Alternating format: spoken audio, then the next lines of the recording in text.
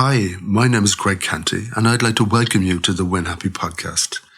I love chatting to people from all walks of life about their lives and their careers, about the choices they make along the way to pursue their happiness, and what winning actually means to them. I hope you enjoy these conversations as much as I do. Thanks for listening.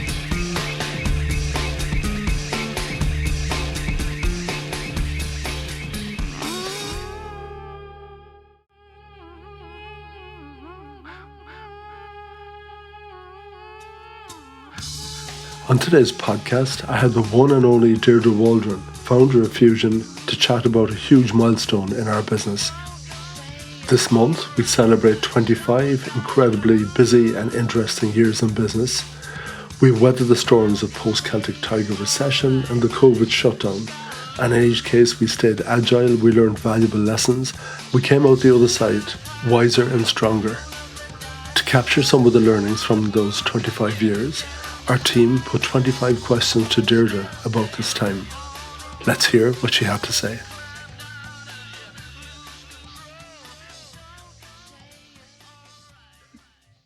Deirdre Waldron, a big welcome to the Win Happy podcast. How are you doing? Okay.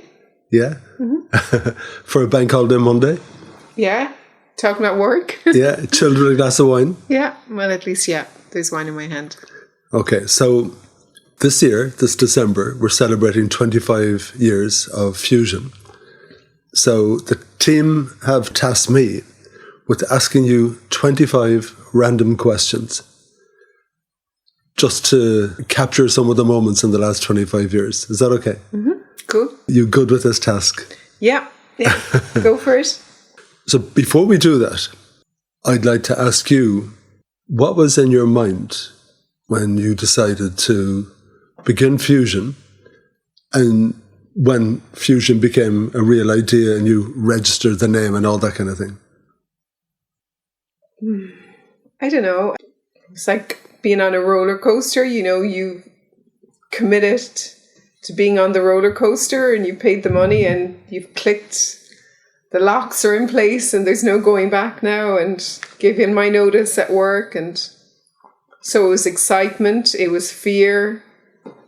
But do you know what? It felt like I was doing the right thing. And even if it wasn't a success, I knew, maybe in, January I might start looking for a job, but I never had to. And I think I had a lot of conviction within myself that I'd be okay. Do you remember the moment you made that decision? I'm doing this for myself. I think about 2 years before that, it came into my head. People were actually coming to me organically. Would I work with them? And I had a full-time job at the time, and it wasn't a very busy or challenging job. And I kind of half thought, you know what, I wouldn't mind being my own boss. It might be cool. The fact that people liked what I was doing, that they asked me to work with them as a consultant as opposed to employing me. But for different reasons, that went out of my head for 2 years, and it was just the right time to do it, whenever it was. Sometime between September and December, 25 years ago. And did you have a grand plan? No, absolutely not. No, just I'd come to the stage in my life, I suppose I was 34, 35, and I knew what I was good at, and I knew I was really good at marketing, and I knew I wasn't really respected for what I was doing, and my voice wasn't being heard. So I felt like if I went out on my own, maybe I'd be heard clearer and respected more as an external consultant than an employee. And you must have had a confidence that you could do it for yourself. I suppose so, but I had nothing to lose. I was in a crap job. I was only in it for 6 months, and I knew it was killing me. And I had absolutely nothing to lose by going out on my own. I knew I had nothing to lose. And no big safety net? No. Just jump? Yeah, bored laptop, ran away from home, and I was in a bed sit. I had absolutely nothing to lose. Okay, you ready for your 25 questions? Yeah. Question 1. What's one word that describes Fuzion? It's probably different things for different people, but for me, maybe it's integrity, doing the right thing for clients, for people, for suppliers, for our loved ones. And if ever I struggle with something and wonder, should we have done that? Should we do this? Is it the right thing to do? I'd always like to think that we'd make those decisions based on what's the right thing to do with lots of integrity, genuinely. It's always good when you have being corny about it, a North Star or whatever. Sometimes when you're conflicted, you go, okay, this is going to guide me, this principle. You don't even have to overthink it, it's just the thing that you do. I hope so, yeah. And I'd like to think that clients recognise us for that, and the team have that in them when they start with us and when they finish with us, and in between times, that if they have to make a decision, they make it with integrity. But how do we make sure that the other 20 team members behave in exactly the same way when we're not around? I suppose the first thing is making sure we pick the right people, and that very much that they're aligned to our culture and our way of doing business. I prefer to find the right person who is aligned to our values and has got great integrity, but maybe not have the right experience or qualifications. We can teach them that. We're good at teaching people. We're good at training our people. But if you don't have the right person with the right attitude coming on board, and even if they are very talented and great expertise or experience, but if they don't have integrity, I prefer to just stop the bus and help them politely off the bus. Okay. Question number 2. What's your proudest campaign moment? There's a good few proud moments. It's really hard to pick one. I mean, the obvious one is the CF campaign from 2009, where we managed to help change a government's mind about funding for badly needed adult facilities in Vincent's. And then you had the pro bono project that we did for years with Hugh O'Flaherty and get him recognised, this man that hardly anyone knew about, and he saved 6,500 lives. And the journey we went on with that, meeting the family members of people he helped save, the people who were part of his Rome escape line, the friends we've made. But even up to recent times, I suppose in May, sitting in MTU and a 2-year journey that I had with Pat Whelan, James Whelan Butchers, and he did it. He created with the guys in MTU, probably a world's first, a degree in butchery. There's so many things, and there's big things and there's small things. I remember a special moment for me at that time was my colleague Leah coming up, and she goes, we just hugged when we got through the day, and she said the learning she had from that project. And isn't that great that she might take those learnings on to wherever she goes? And that was just a small moment, but it was a special moment. And so there's been so many. But I suppose all of the time it's where you make an impact, where you've left things better than they were when you started, and you've really made an impact on people's lives or their businesses or an industry or a charity.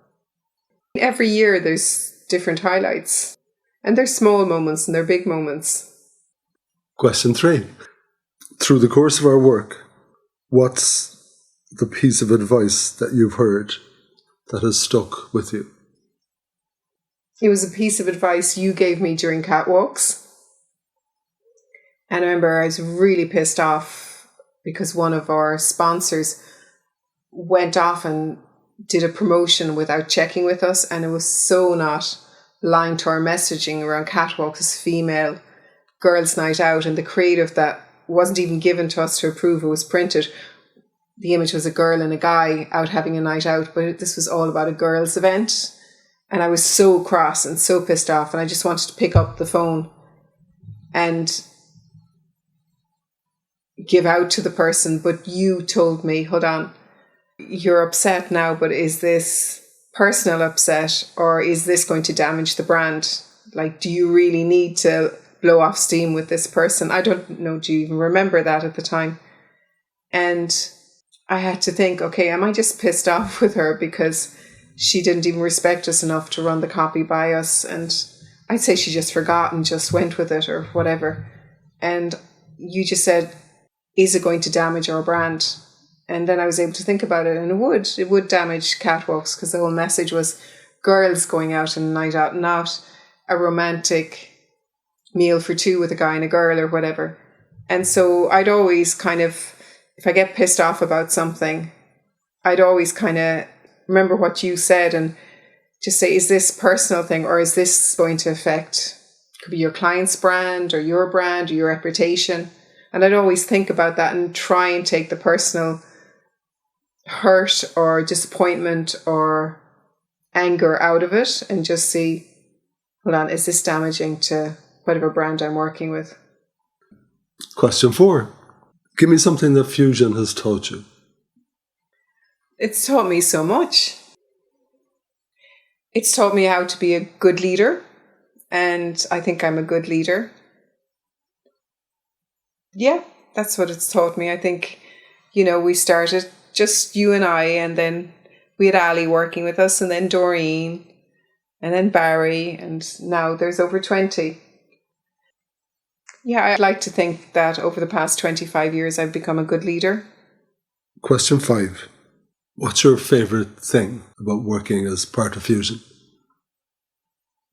I'm sorry, this is soppy, but it's probably working alongside you, knowing that my other half is in the room next door, and okay, we can't probably work together in the same room because I'd crack you up, but it's knowing that whatever kind of day I've had, if I've had a big win, I can run into your office and tell you about it, or if I'm on the floor, I can go in and be on the floor in your room, and you'll pick me up emotionally and sometimes physically, and you'll always say, I got this, I've got this. And it's lovely to this day, and it's 25 years, I suppose 23 and a bit that we're working together, but knowing that you're in the room next door supporting me and will always have my back. Thank you. You're welcome. Question 6. What's your unofficial job title at Fuzion? Is that like what people would say about me behind my back kind of thing? Yeah. Well, I imagine it's how people see you in reality, your role in Fuzion. I don't know. Is it the cracker of the whip? I don't know. They definitely would see me as a tougher nut than you anyway. Might they see you as being the boss? The real boss? There's no real boss, because you have your own team and I've my team, and Steph has her team and Paul has his team. So I'm not sure. I really can't answer that, really. Yeah. Yeah, I think you're the boss. You're the real boss. Question number 7. Who's the most likely to bring snacks to a brainstorm? That's a weird question. Because we do our brainstorms virtually, so I honestly wouldn't have a clue who would bring snacks. If we were in person, I would say it would definitely be Steph. She's always the one watching out for people, and if there's a pitch or something like that, she'll have a little gift for people afterwards and things like that. So she would be the most thoughtful. She's always the one as well that she's the first one to text anytime we have a team day. And loads of the team members are great at saying thank you, but she's always the first to say thank you. But I just think she's a very caring person. So I think she'd be thinking of her team and minding them, I would say. That's one of our key values, caring and caring for the team. How important is that? Extremely important. Extremely important. Because we don't do any of the work really by ourselves. It's all done together, isn't it? Yeah. And we need to know that someone has your back at all times, and it's what makes the thing work in reality. Question number 8. Who was your first ever employee? That was Ali. Alison O'Brien. Fabulous professional, one of the best I've ever worked with. I would say that about 5 or 6 people, that they're the best I've worked with. But she was just fantastic. I remember she joined the team, and she was from Middleton, and we were doing a fashion show out in Middleton. And even though she hadn't started work, that she came along to the fashion show. I remember Brendan and Sean were with us that day. And I said, oh shit, I forgot to say, do you like dogs? Because we've got Bing as well. And she goes, oh my God, I love dogs. And I knew when she said that, she'd get on fine with us or whatever. And she had to come into her home, which must have been so difficult, like working in somebody's home, you know. But she just settled in really well, and we're lucky we had some nice brands like the Be Young brand, the Danish brand we were working with at the time. And yeah, she was a colleague on and off for about, I'd say about 13 years. Question 9, and I'm going to broaden the question a little bit. The question here is tea or coffee to survive a deadline.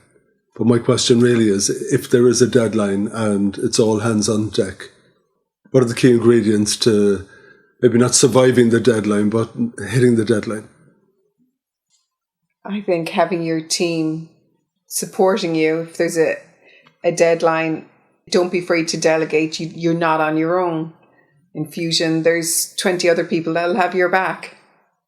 And sometimes when you're coming up to a deadline and you know that finishing line is there, sometimes it isn't going to be perfect, but do the best you can do to get you to that finish line. And from my experience of working with you, your greatest skill is your organization.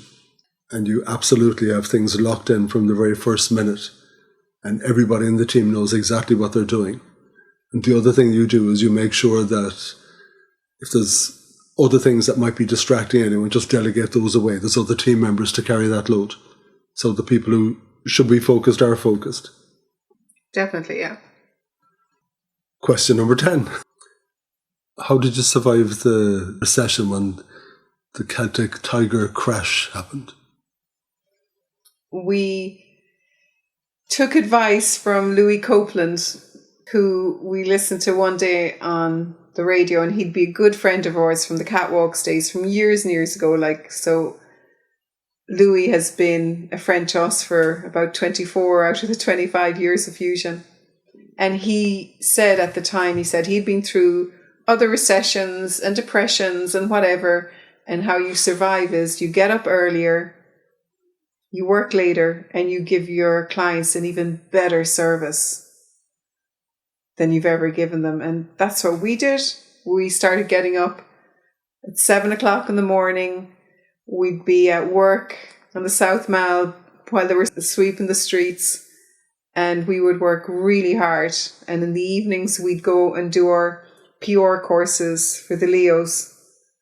And that's what we did. We got up earlier, we worked harder, and we gave our customers an even better service.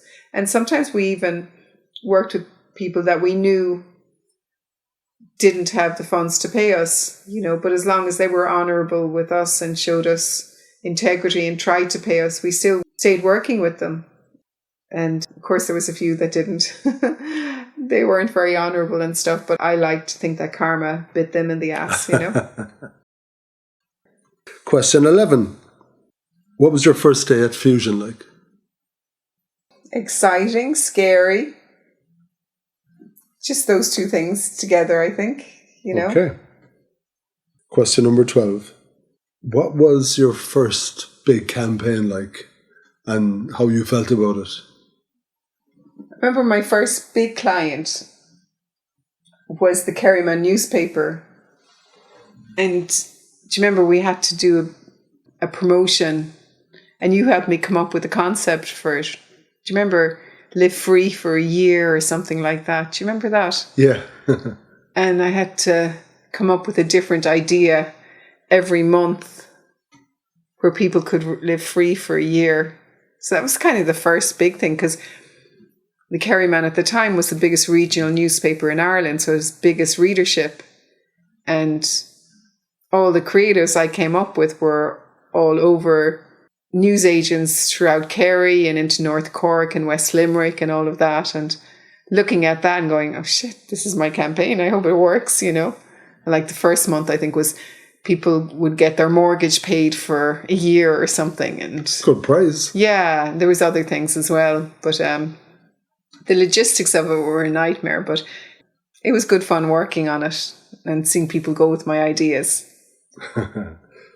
Always the big ideas and lots of creativity. Always, always, always.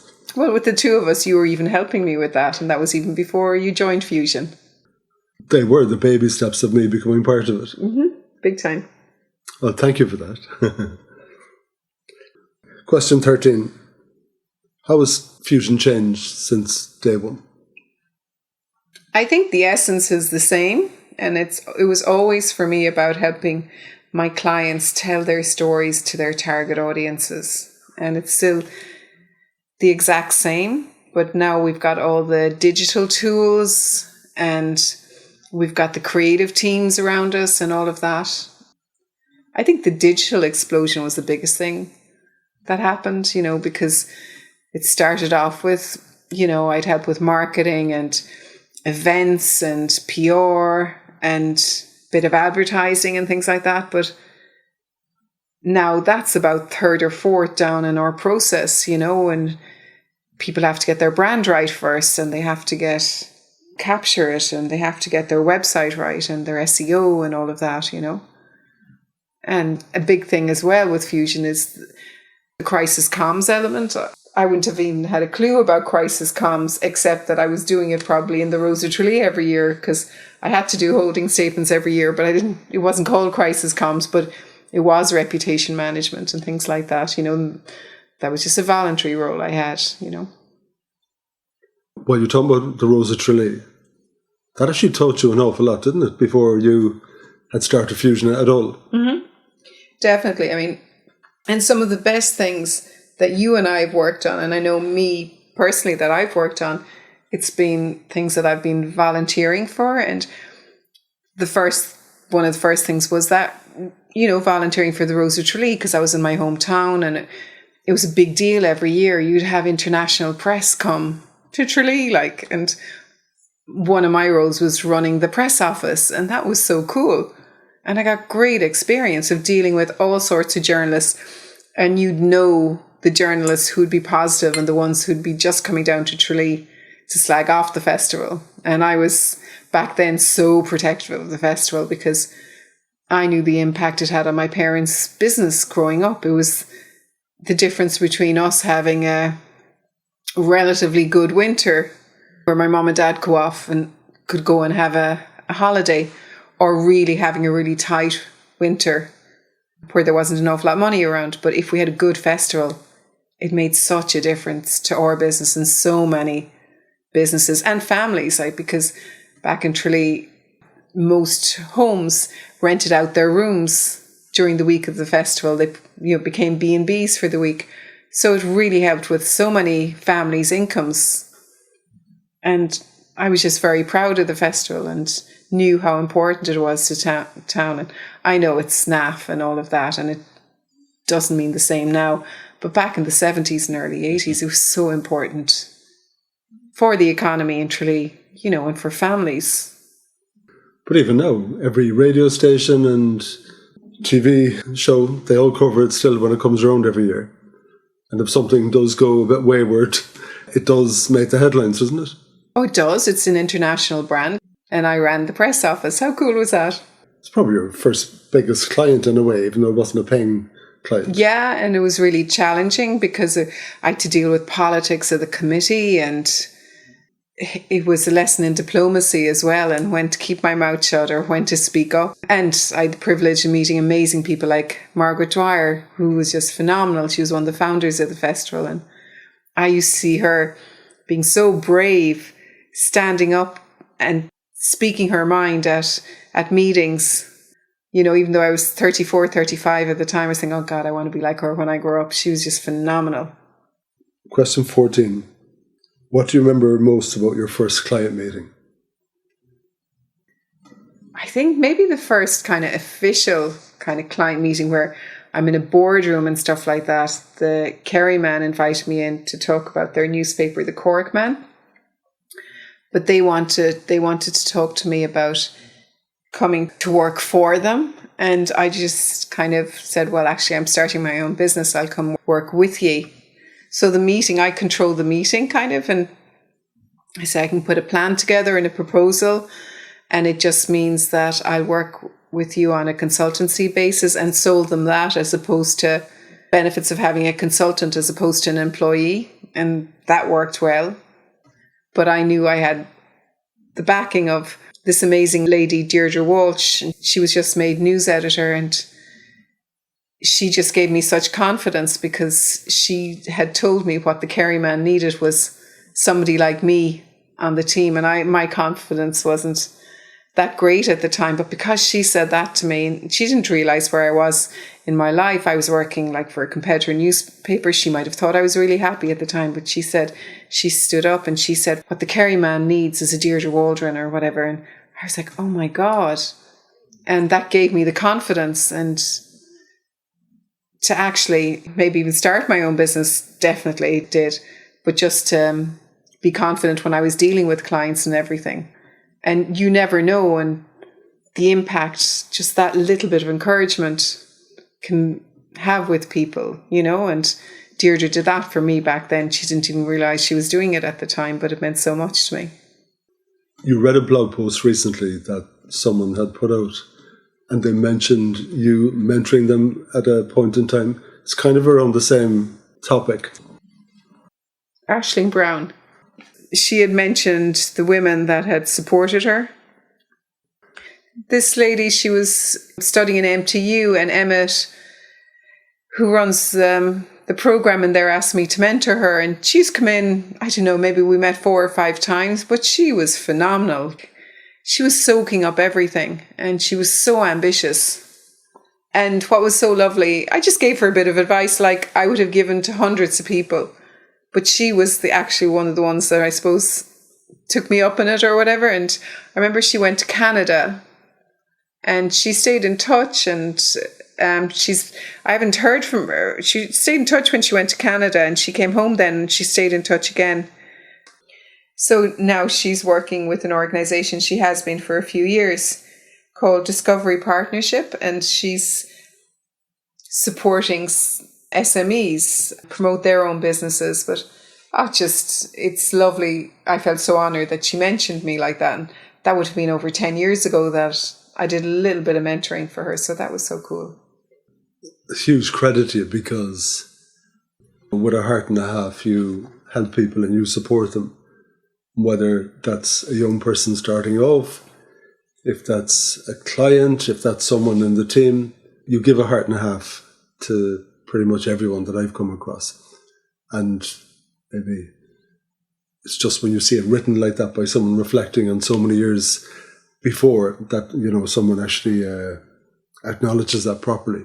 And you do, heart and half every time. That's you. Thank you. Question number 15. What's your dream client to work with? I think dream clients are ones where you're really working with them on a partnership, and there's mutual respect. You respect them and they respect you. They don't see what you do as a commodity that they can go, I can move on to somebody else in the morning, that they really see you as vital to their organisation. And that's where I think we do our best work. And definitely I feel that's where I do my best work, where I feel like I'm part of the solution, and where I feel like I can go in and I can disagree with them and go, I don't think that's the right thing to do. I think you should be going this way, or putting pressure on them. And I often go like, sorry, I know I'm being a nag, but I really think we should be speaking out about this, or we should be doing this. That's my ideal client. And they mightn't always go with what I say, but when I feel like we're in it together and it's a partnership and I'm part of the solution. Yeah, so it's not about a particular brand name, it's about how they work with us as opposed to who they are. Yeah, I would say so, yeah. Yeah. Question number 16. Is employing people a big responsibility? Massive.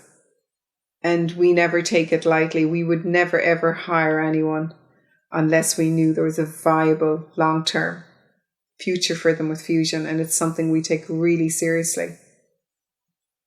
On the flip side of that as well, I think employees, members of the team, have a responsibility to us as well, and to deliver on their promises. We have a big responsibility to make sure we deliver to them, but they have equally, I think, as big a responsibility to make sure that they're for us as well, and that they deliver for us and for our clients.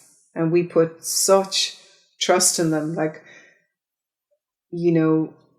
Fuzion is my baby, and I will say to members of the team, I'm handing my baby over to you, and I need to make sure I can trust you with my baby. Question 17. Has Fuzion changed you? I don't know, has Fuzion changed me or has life changed me or whatever? I'm far more confident. If I go back to 25 years ago, I'm much more confident, and, even dealing with people, I know I'm good at my job. And back then I'd say I was good at my job, but I didn't have the confidence to even say that statement. I thought I was chancing my arm, and having clients come to me before, I didn't even have to promote Fuzion. I had clients come to me, and it's a small fishbowl in Tralee or whatever, but I had people queuing up to work with me. But I was like, oh my God, I'm bullshitting. I have to get my CV out in January. I didn't have to, thankfully. But now I know I'm good at what I do, and I've no problem saying that to clients. I know what I'm doing. So was there a bit of imposter syndrome to begin with? Oh, big time, I would say so, yeah. So the imposter is gone? Well, I always delivered for my clients. I feel like I did, and I knew what I was doing, but I didn't have the confidence to realise it back then that I was really good at my job. Question number 18. Do you still learn every day? Definitely. I think if you stop learning, you're dead, because you don't know everything. And the danger is always you don't know what you don't know. And every day I learn something. And like, first thing I want to do in the morning is I listen to Morning Ireland for about 2 hours when I'm getting ready or walking the dog or whatever, because you learn, okay, who's talking about this, or there's something that's coming up that could be of interest to a client and things like that. And I'll say that to my colleagues as well, particularly on the corporate side, where I'll say, listen to Morning Ireland. And some will and some won't. And the ones who will, because then they'll say, oh, I heard that on Morning Ireland, or I spotted that, or whatever. But I think the day when you stop learning, I think it's a sad day. You never know everything. And it's just picking up a book, or, it could be learning a new piece of software. It's just every day is an opportunity to learn, whether you're an intern coming in the door or you're the leader of the country. Everyone has something to learn. Question 19. Talk to me about one of our key values, bravery. When we talk to our team about bravery, what do we mean? I think it goes back to, again, doing the right thing. And being brave is sometimes challenging. It's when a client kind of goes, no, we're not doing this. No, I don't feel like doing this. Like, sometimes on the comm side of things, you might have a client that might be a bit bashful and they wouldn't want to be putting themselves forward for PR. But often that's what a journalist is looking for, the person behind the brand. But, that you're brave enough to say, you need to do this for your business. I can only take this so much, but I really need you to be the spokesperson for your business and challenge the client.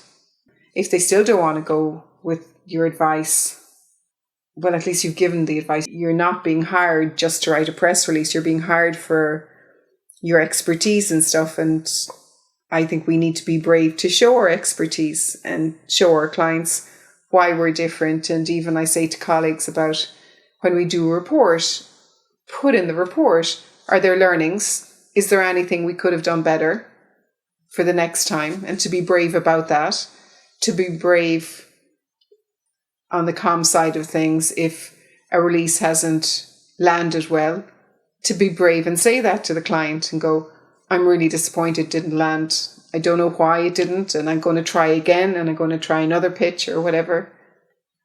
And I suppose that goes back to integrity again. And being brave even with colleagues. Like, I love when we have brainstorms and you get the interns hearing their voices, and even the Monday morning briefing meeting. I love to hear the quieter members of the team be brave enough to actually put the hand up and go, oh, I can talk about this because I was working on this. And everyone knows we celebrate that when their voices are heard. It's really great when we see that bravery, because it's daunting when there's 20 faces around on a screen and you don't want to talk up. Because all of their perspectives are different and valid. And even the naive perspective of the young buck who's just in the door is just as relevant as the experience and the perspective of the person who's there 20 odd years with different backgrounds and everything else. Question 20. What's your biggest challenge with running your own business? People. And it's not the clients. It's them managing people. That's the biggest challenge. Has that changed down through the years, in the 25 years? I think when we were smaller, you could be more like a family. Like, you know, when it was Ali and Doreen, and it was just like the four of us in it together, and like they helped us plan our wedding, like, what was that, 18 years ago or whatever, you know? And you could have that close connection with people. But I mean, it's more challenging now, I suppose, that there's 20. But I do believe we've good senior people in place that believe in Fuzion and really are aligned to our values. You know, Steph, who's head of comms, and Paul, who's head of design. I do truly believe that they're really good people and that they share our values. So they instill those values in their teams. And I truly believe that. Question 21. What does win happy mean to you? Win happy for me is closing my laptop, knowing that I've made a difference that day with a client, or could be mentoring a colleague, that I've made a difference that day, and putting the harness on Honey and the three of us going out for a walk in Barley Cove. You're wrecked hard, and we'd be talking about work maybe for a few minutes, and we're just going, you see, that spot there at that light buoy, we stop talking about work then. But it's just knowing you've done a good day's work, and then you've got this magical place to enjoy. That's win happy. Yeah. Question number 22. What's the best compliment you've heard from a client? I think they could say it in different ways, but it's when they say that we've made a difference. And it's not about the financial gain that we have, and that's important that we get paid for the work that we do. But when a client comes back and says, we've made a difference, we've helped them, that means the world to me. Question 23. Sometimes do the clients teach us things? Definitely. Like, you know, I say about Pat Whelan the whole time. You know, he teaches me about marketing. And he's taught me about look for perfection as much as you can, you know, and he would be the one to scrap everything and go back to the drawing board again. And even though that might crack me up, it was probably the right thing to do. I remember there was one case during COVID, and we were working on a project, and he made us, myself and his colleague were working on it, he made us go back to the drawing board again. And I went into you and I was going mad because we were just about to press go on it. And you said to me, yeah, but was he right? And I had to go, yes, he was right. And I just wanted to ship it because, you know, it was during COVID. Things had to adapt and change, and you had to get out there with your messaging. And I just wanted it out there because it was a vital service he was providing for his clients. And I just wanted to ship it. And he was like, no, it's not right. And I was, oh. And you said, no, but was he right? And I was like, yes. Yeah. It's terrible when that happens, isn't it? Yeah. But he was right. Yeah. For anyone listening, if they hear any sound effects, that was Honey jumping off the chair. She's a bit thirsty and she was taking in a little bit of water. Question 24. What's one moment from the journey that still makes you smile? Probably from the very beginning, when I had to get a bank loan for a computer, because back in 2000 computers were really expensive, and I had to get a bank loan and I had no collateral. But the bank manager said, look, if I gave him a cash flow forecast or something, I don't know what the term was, but I had just met you and you were an accountant and you said you could do that for me if I just gave you all my documentation, told you what clients I had and what outgoings I had. And I remember a week later you came back to me with an Excel spreadsheet and dollar signs in your eyes. You were like, Dee, you've got a really viable business here. You have got a great business. You've all these clients who want to work with you. You've very little outgoings, because I didn't need a shop. I didn't need to buy loads of product in. It was just me, and I had a borrowed laptop, but I needed the bank loan to get a computer. But I remember that moment, and you were like GM of a drinks company. You were a good businessman. You ran big teams and you had a nice fancy car. You were successful. And there's this guy and he's saying that I've got a really viable business. And you weren't saying it just to butter me up. You saw the figures. And I was thinking, God, if you thought that, I must have. And look, 25 years on, obviously you were right. But it did stick with me. I was right. Yeah. Yeah, and you had a great business. Question 25 is more of a task, I think, than a question. Finish the sentence, Fuzion is. I know it's going to be really sappy, but Fuzion is my baby. And it really is. At the time in my life when I should have probably been having babies, I had Fuzion. And I'm really, really proud of my baby, and my baby who is now 25 years of age and Fuzion, fully formed adult. Yeah, and Fuzion has given us a phenomenal life in the last 25 years and a good income. If you look at most of our friends, we've made such great friends through Fuzion. We've contributed to society with everything we've done and with all the pro bono work we've done. And now my baby is 25 years old, and I'd love to think in a few years' time it's surviving on its own without me or you having to work our asses off as we're continuing to do. And I'm happy to do that as long as Fuzion needs us. But it'll always be my baby. My very last question. This is the bonus question. Okay. This is the question for year 26 and onwards. I like your questions. So for the person who's contemplating leaving their job and starting their own business and registering a business name just like what you did 25 years ago, what's the best piece of advice you could give them? In particular around knowing whether it's time or it's not time. If you've made that decision and you're truly doing it, tear up your CV and promise yourself you will never take out that CV ever again. It's delete it. But just keep on thinking tenacity. Because I firmly believe that when you start a business, it's not about the best idea or the biggest budget. The ones who succeed are the ones who are the most determined, and that tenacity.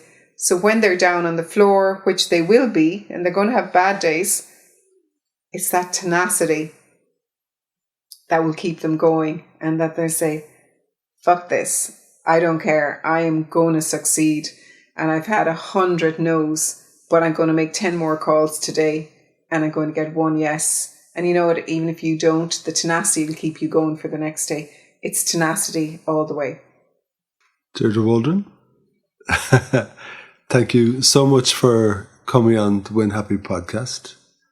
Thank you for creating this amazing business that I had the privilege of being part of with you. And a big cheers to you for the amazing service that you gave to clients in the last 25 years. The amazing experience you gave to so many of our colleagues, I hate that word, but there you go, over the last 25 years. So many of them have benefited from your experience and expertise and knowledge, work practices, attitude, ethics, that focus around work and organisation, all the amazing things they've learned working with you. So, sincerely, well done. It's been absolutely amazing in what you've done, watching your little baby and raising your baby in the correct way. So, congratulations to you, Deirdre Waldron. No, congratulations to us, Greg Canty. It's been us. I may have given birth to Fuzion, but you changed a whole load of its nappies. Yeah, and some of them were fairly dirty. Yeah, I know. But most of them were very pretty and they smelt nice and there was no issue with them. Yeah, so cheers. Here's to us. Yeah, cheers to us. We're going to get a glass. Happy 25 years. There is wine and the clink you hear is a real clink. Yay. There you go. Win cheers. happy. Win happy. Well done.